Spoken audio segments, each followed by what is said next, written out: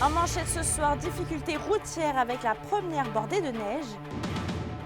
Une trentaine de sorties de route sont survenues sur les routes de la région. Bilan de mi-mandat de la mairesse de Val-d'Or. Lancement de la 27e édition du Téléthon La Ressource. Cette cause-là est plus grande que nous tous, est plus grande que nos organisations. Et la grande séduction sélectionnée pour un prix à un gala londonien. C'est sûr que nous, ça nous surprend tout le temps parce qu'on est parti avec un objectif très, très terre à terre.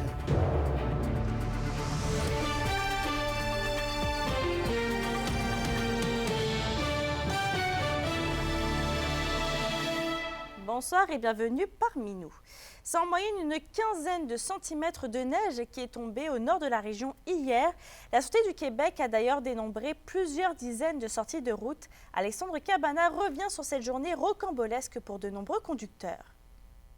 Tout un casse-tête pour les automobilistes du nord de la région qui ont dû conjuguer avec des conditions météorologiques difficiles en ce début de semaine, notamment en raison d'importantes accumulations de neige. En l'espace de quelques heures seulement, une trentaine de sorties de route et 5 collisions mineures sont survenues. Il n'y a pas eu de collision majeure, on en est bien content. Il y a eu des transports au niveau du centre hospitalier, mais pour des blessures mineures. À chaque année, la cause principale des collisions, des sorties de route, c'est vraiment les conducteurs qui n'adaptent pas leur conduite aux conditions météorologiques, aux conditions routières. Le ministère, aussitôt que les précipitations commencent ou sont annoncées, on est déjà à pied d'œuvre.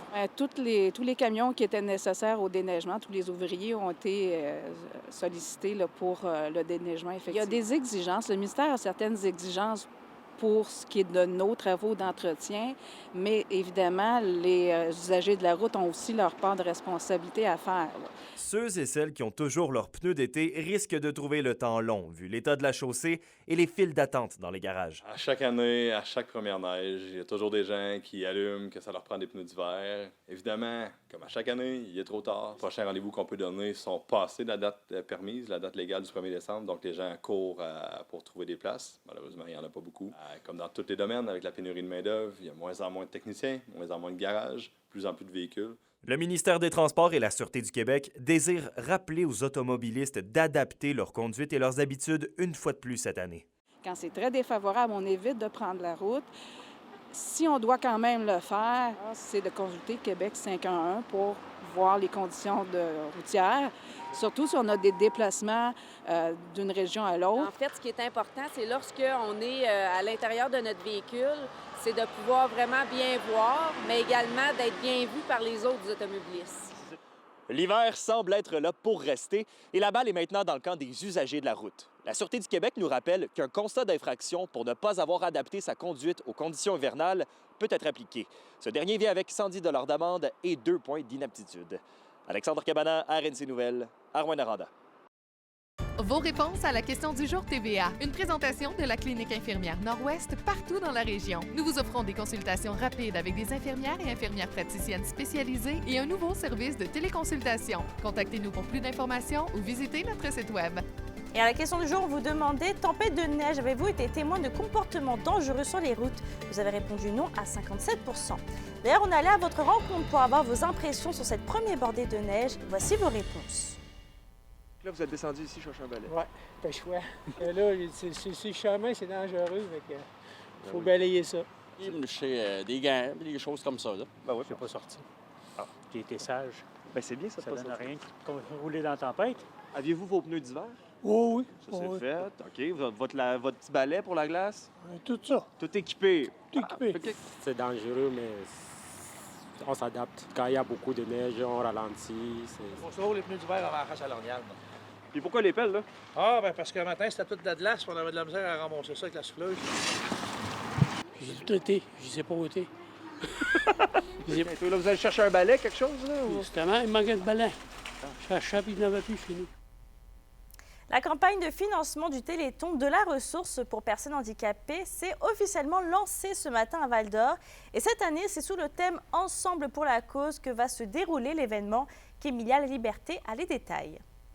On se sent vraiment privilégié parce que quand une région répond oui après 27 ans à une cause, c'est vraiment extraordinaire. Pour une 27e année consécutive, le Téléthon de la ressource pour les personnes handicapées de l'Abitibi-Témiscamingue et du nord du Québec sera de retour en janvier 2024. Avec cette campagne de financement, la ressource qui œuvre auprès des personnes atteintes d'handicap espère amasser une somme de 500 000 $ qui sera versée en totalité aux personnes dans le besoin. L'an dernier, l'organisme à but non lucratif a d'ailleurs pu répondre à plus de 1600 demandes d'aide financière grâce aux recettes du Téléthon. Nous, on voit ce Téléthon-là, comme je disais dans mon présentation, une opération de solidarité qui est marquante en Abitibi. Cette cause-là est plus grande que nous tous, est plus grande que nos organisations. De voir qu'elle unit cette région-là avec le point culminant où on voit dans chacune des parties de la région des gens faire cet effort-là, de donner pour des gens pour qui c'est plus difficile. Et ça, c'est cité partout dans le Québec, cette expérience-là abitibienne. Et nous, d'y participer, là, c'est un grand, grand privilège. Même si la production télévisuelle du Téléthon est le point culminant de la campagne de financement, plusieurs autres activités vont être organisées pour soutenir les personnes handicapées et leurs proches. L'un des présidents d'honneur rappelle d'ailleurs que c'est une cause dans laquelle la population doit continuer de s'investir. Quand c'est un peu plus difficile pour nos entreprises ou nous, les gens d'affaires, on est des privilégiés de la société, il faut réaliser que c'est aussi plus difficile pour les gens qui ont des moyens un peu plus limités, que le déplacement est un peu plus difficile, que tout est un petit peu plus difficile, un défi. Donc, il ne faut pas s'arrêter. Il faut plutôt se rendre compte qu'on est privilégié. On devrait s'assurer de redonner un peu au suivant. C'est cliché, mais c'est ça pareil. Donc, en période comme ça, on devrait être encouragé à donner davantage. Je ne pense pas que les paniers de Noël font moins bien quand l'économie va moins bien. Je pense qu'au contraire, ça fait mieux. Et donc, je pense qu'on va avoir une belle implication des gens, une belle solidarité en Abitibi-Témiscamingue. Le Téléthon régional va donc se tenir le 28 janvier 2024 au Théâtre du Cuivre de Rouyn-Noranda et sera diffusé sur les ondes de Nouveau Abitibi-Témiscamingue. Kémilia La Liberté pour RNC Nouvelles. Dans le monde municipal, il y a 2 ans, jour pour jour, Céline Brindamour devenait la première femme élue à la mairie de Val-d'Or. La mairesse a fait le bilan de la première moitié de son mandat avec Joanne Carrière. Céline Brindamour ne s'en cache pas, la première moitié de son mandat de mairesse a été intense. Itinérance, environnement, inflation et fin de pandémie ne sont que quelques-uns des dossiers avec lesquels elle a dû composer. Elle admet également que le rôle des mairesses est aujourd'hui plus développé que lorsqu'elle s'est lancée en politique municipale. Dans le temps que je suis arrivée, moi, en 2001, on était là pour offrir des services aux citoyens, déneigement, voirie, on parle d'offrir des infrastructures, de l'eau. C'était quand même ça, notre devoir et tout. Maintenant, depuis les années 2020 et plus, on a beaucoup plus de responsabilités. Maintenant, il faut même s'occuper de services à la personne. Parmi ce qu'elle considère comme les réussites de la première moitié de son mandat, la mairesse de Val-d'Or nomme notamment la réfection de la 3e avenue et du centre-ville. La ville doit également bientôt déposer son budget pour la prochaine année et Mme Brindamour s'attend à un exercice plus positif que celui de l'an dernier. Cette année, avec quand même les annonces qui ont été faites pour la nouvelle entente avec le gouvernement, l'Union des municipalités quand même a réussi à aller chercher des argents additionnels. On devrait avoir les chiffres incessamment. Alors ça va nous donner un coup de main. Céline Brindamour ne sait pas encore si elle compte solliciter un second mandat en 2025. Elle maintient toutefois qu'elle se plaît dans ses fonctions de mairesse et ne regrette pas de s'être présentée aux dernières élections. Moi, je vis mandat par mandat, puis j'ai quand même 26 ans de vie politique. Alors, on s'en reparlera dans 2 ans. Je ne regrette pas pantoute ma décision de me présenter et de servir la population. Dans les autres nouvelles du monde municipal de Val-d'Or, Benjamin Turcotte est le nouveau maire suppléant de la ville. Il succède à Lisiane Morin et occupera le poste pour la prochaine année. Joanne Carrière, RNC Nouvelles, Val-d'Or. Et on se déplace en Abitibi-Ouest maintenant, la campagne Unité légendaire qui a pour but de valoriser la mobilisation de la Grande Séduction à la Sarre est en nomination pour un prestigieux prix à Londres. Et Kimberly, cette présence va mettre en lumière l'Abitibi-Ouest à l'échelle internationale. Absolument. La web-série Unité légendaire est le seul projet, oui, en fait, qui représente le Canada cette année au City Nation Place Global au Royaume-Uni. Donc, vous en doutez, c'est une grande fierté vraiment pour la ville de la Sarre et l'Abitibi-Ouest en entier. J'ai aussi l'opportunité de discuter avec le maire de la ville de la Sarre, le président de la Grande Séduction, ainsi que la présidente de l'agence qui a réalisé la web-série quelques jours avant le grand dévoilement des gagnants, afin d'avoir leurs impressions. Chose certaine, c'est qu'ils sont tous très fébriles à quelques heures, en fait, de savoir s'ils sont les grands gagnants du prix. Voici le reportage que je vous ai préparé. Le président de la Grande Séduction est toujours surpris de voir que le projet prend maintenant de l'ampleur dans le monde entier. Selon lui, ce qui a frappé le jury le plus est le fait d'avoir réussi à amasser 1 million de dollars en quelques mois pour faire avancer la cause. On est parti avec un objectif très, très terre à terre, entrer des infirmières dans notre hôpital. On est parti avec ça. Et en chemin, bien, c'est sûr qu'on s'est aperçu que le concept de la Grande Séduction, c'est pas un concept qui est original. On n'a pas inventé. On n'a pas inventé ce concept-là. Le film est passé avant. Mais ce qui est merveilleux avec ce concept-là, c'est qu'en 3 mots, tout le monde comprend exactement ce qu'on veut faire. Et on évolue vers une meilleure version de nous-mêmes, collectivement, en Abitibi-Ouest, par tout le positif qu'un projet si rassembleur a pu générer. Rappelons que la Grande Séduction a pour but de faciliter le recrutement d'une centaine d'infirmières d'ici 2026 suite à la fermeture de la moitié de lits d'hôpital il y a 2 ans. Jusqu'à présent, la moitié de l'objectif a été atteint avec 50 infirmières embauchées selon Sylvain Trudel. Le maire de la ville de La Sarre est fier que le projet se rende aussi loin. Ça reconnaît le travail, mettons, des bénévoles qui ont parti de la Grande Séduction, M. Sylvain Trudel, qui s'est associé avec des gens formidables, puis qui ont mis en avant-plan la Grande Séduction, le financement, puis on récolte des fruits de ça aujourd'hui. On a 2 groupes d'AEC en soins infirmiers qui sont sur notre territoire. Il y en a un groupe qui a terminé, l'autre groupe a débuté au mois de juin, puis c'est de toute beauté. Puis il y a une mobilisation citoyenne en Abitibi-Ouest à La Sarre pour accueillir ces gens-là, trouver des loyers, trouver du ménage, de la literie, des électroménagers, des loyers. La présidente de Visages régionaux, l'agence qui s'est occupée de produire Unité légendaire, est impressionnée de faire concurrence à plusieurs pays. On est côte à côte avec l'Ukraine, la Suisse, l'Australie, l'Angleterre, plein de grands pays, de grandes villes également. Donc, de voir Abitibi-Ouest à côté de ça, pour nous, honnêtement, c'est fantastique. Donc, porter la voix des régions, c'est déjà la mission de Visages régionaux. De le faire à l'international, on est ailleurs. Les gagnants seront dévoilés ce jeudi à Londres. D'ailleurs, un représentant de la Grande Séduction sera sur place pour possiblement recevoir ce prestigieux prix. Kimberly Hall, RNC Nouvelles, La Sarre. Et on reste en Abitibi-Ouest. 48 places subventionnées seront disponibles pour les familles de La Sarre. C'est ce qu'a annoncé la députée d'Abitibi-Ouest, Suzanne Blais.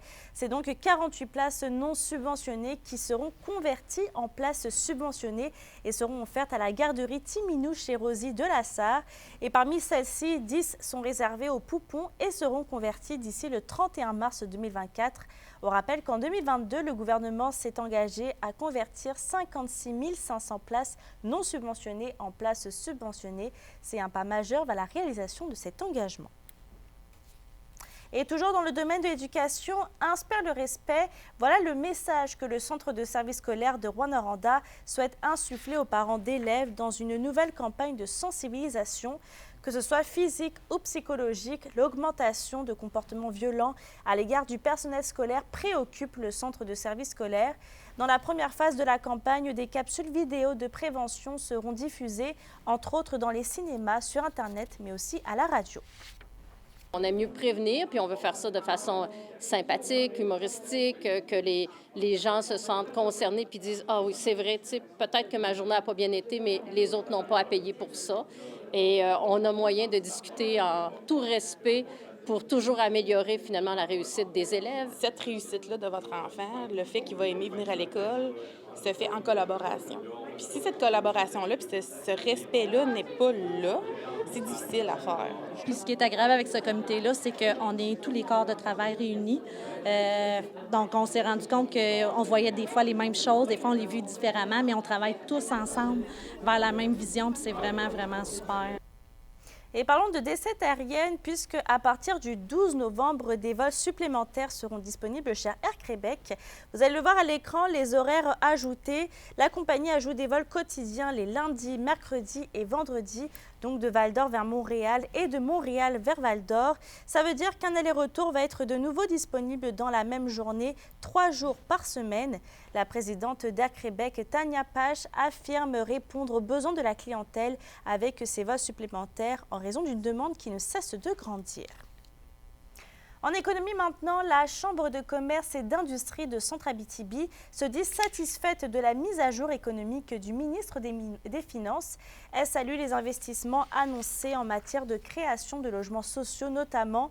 Le président Claude Balleux souhaite que la région ne soit pas oubliée dans ces investissements. Par contre, la Chambre aurait aimé voir apparaître plus d'éléments connectés sur la réalité des régions, surtout concernant le transport. Elle souligne également le manque de mesures concrètes pour soutenir les différents médias traditionnels. Sur un autre sujet, le Conseil régional de développement de l'Abitibi-Témiscamingue repart et en appelle aux citoyens et organismes pour une relance du travail collectif dans la région. Le Conseil tient d'ailleurs un atelier de réflexion ce jeudi dès 13h30 au Petit Théâtre à Rouyn-Noranda. L'organisme y tiendra une assemblée générale annuelle et un 5 à 7 réunissant la nouvelle équipe. L'indice boursier minier au TVA Nouvelle 18h est une présentation de GFM Groupe Financier. Vous désirez bien planifier vos investissements ou l'étude de vos enfants? Profitez de la valeur de nos conseils afin de sécuriser votre futur. GFM Groupe Financier. Au-delà de la finance, il y a vos rêves et vos projets. Et c'est sous le thème « Mieux vaut trad que jamais » que la 6e édition du Festival de musique trad de Val-d'Or prenait fin dimanche. On fait un retour sur le festival après la pause.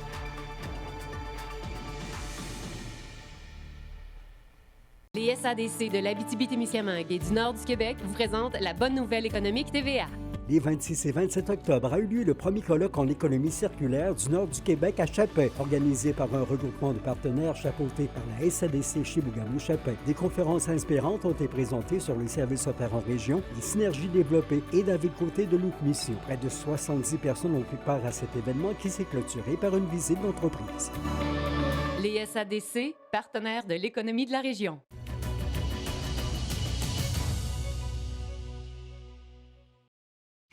La chronique culturelle vous est présentée par Bruno et Jasmin Leclerc, denturologistes. Des cliniques à la fine pointe de la technologie pour vous servir à Lassar et à Amos.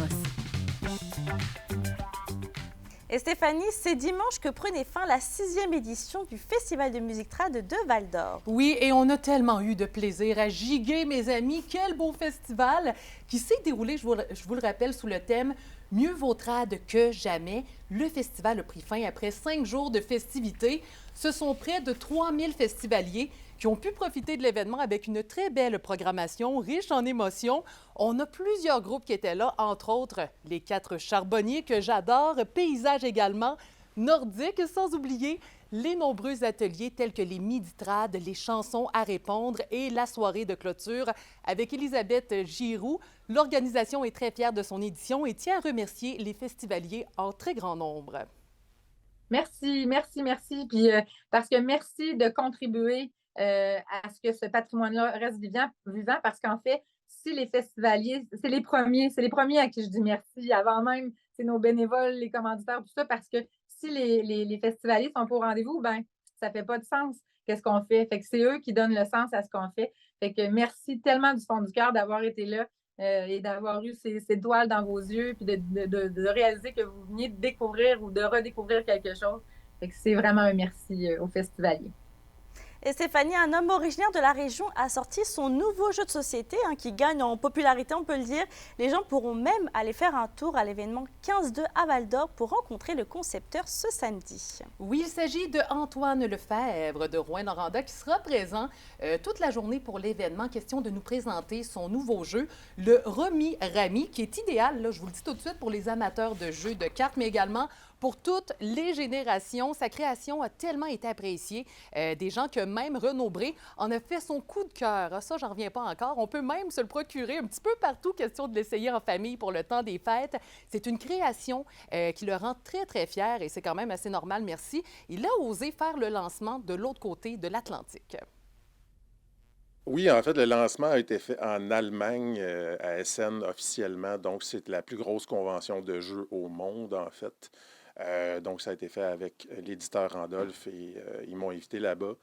Et la réception a été incroyable. C'est assez surprenant à quel point les Allemands ont vraiment adoré le concept. C'était l'idée aussi du lancement à l'automne. C'est vraiment parce que c'est un jeu qu'on peut jouer avec toute la famille. Donc, dépêchez-vous parce qu'il n'en reste pas beaucoup, effectivement. Ça se vend très bien. Je suis assez satisfait. surpris, en fait, aussi de la popularité en ce moment. Et je trouve ça comique quand même parce que j'ai hâte de l'essayer, mais je suis vraiment très mauvaise perdante. Je tiens à le préciser ce soir.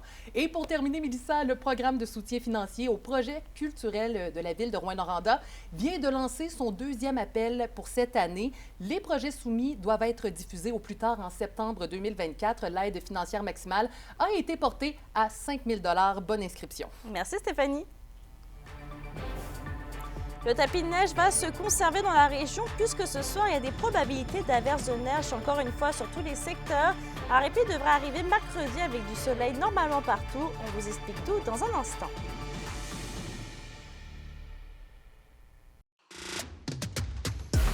Les sports vous sont présentés par Thibaut GM, votre concessionnaire de confiance à Rouyn-Noranda, là où qualité et choix se rencontrent.